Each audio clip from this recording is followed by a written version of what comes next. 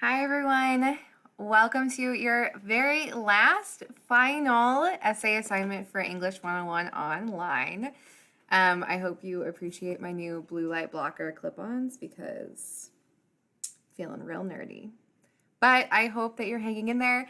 I also know that there's a lot of concern right now with COVID going around and Thanksgiving coming up. So hopefully you're staying healthy, staying home, and maybe get a little bit of time with some family this week. I wanted to just introduce our last essay assignment.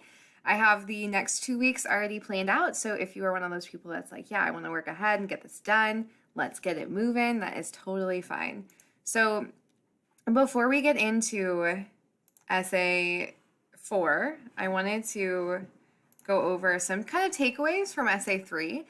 So we did both revising and editing with essay 3, and kind of the difference between them being that revising is when you sort of look at your big picture, your ideas, how you're transitioning, if everything makes sense. And then editing is more that sentence level, nitpicky kind of, is my punctuation where it needs to be? Do I have, varied sentence structure? How's my word choice? But both are very, very, very important when you're writing in any capacity. Even when you're writing emails, you kind of do this more automatically than you would with an essay, but the skills still apply. And then we also talked about quoting and paraphrasing. So keep in mind when you're working with research writing, if you take English 102 in the future, or if you do really any sort of source-supported writing, that your quotes and paraphrases are meant to aid your writing. They're not supposed to replace it. So you want to still have your own thoughts and your own opinions involved.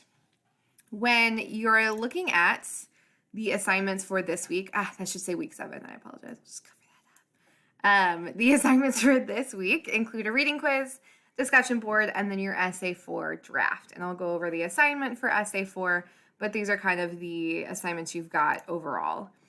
Also, there is a sign up that I'm going to email out for a one-on-one meeting with me next week. This will be our final conference for the semester in English 101, and they are required as part of the grade for essay 4. So if you are unable to attend your conference, you will need to arrange something with me, either via email or via Teams. So please email me if the times don't work for you. But I think conferences are really beneficial for us to just touch base and make sure that everything is going smoothly for you as we wrap up the course. So let's talk about essay 4. This actually is one of my favorite assignments, given that it's just kind of a different way to approach writing. So this is going to be a letter essay. And the reason that I have you guys write a letter is because a lot of the same ideas apply to letter writing as they do to writing an essay. You want to think about your audience, you think about your purpose, you want to have kind of a main idea, a main thesis that you're supporting, and all of those apply regardless of the writing situation. So I think letters can be just a new sort of framework for you to think about how you write and how you can persuade. So when you look over the assignment sheet, there is a TED Talk that I'd like you guys to watch as part of the readings for this week.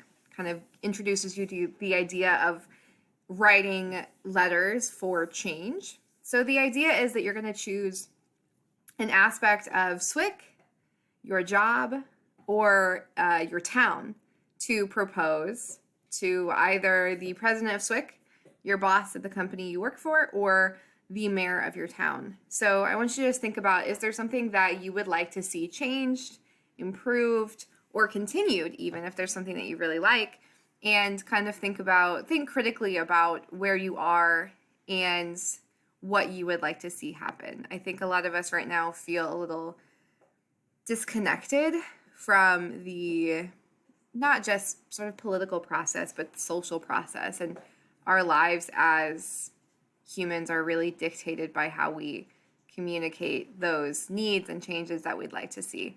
So this letter is really meant to give you a little more creative space, but also encourage you to think very carefully about audience, tone, and style. So the draft should keep a few things in mind. You are speaking to a specific person. So you want to think about, if you're writing to the president of SWIC, who you maybe have never met, your tone's going to be different than if you're writing to your boss who you see every day.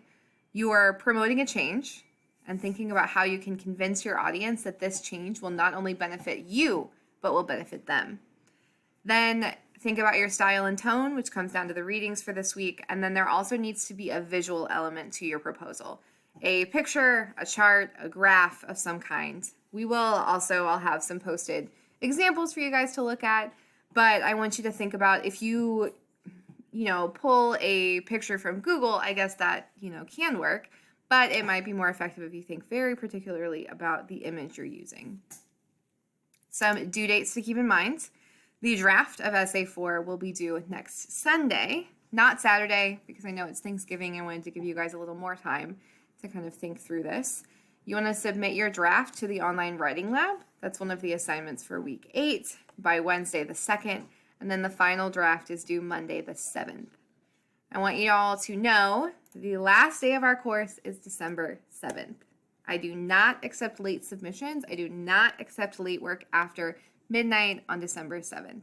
That is a hard and fast deadline. Although I am decently flexible during the semester, I have a lot of students, a lot of courses, a lot of grading during after finals week to get in before I have to finish out the semester. So December 7th at midnight is a hard and fast deadline. All right. I am, though, just really excited for all of the work that you guys have done, and I'm interested to see how you do with this last one. So please don't forget to sign up for your one-on-one meeting, and I look forward to talking to you.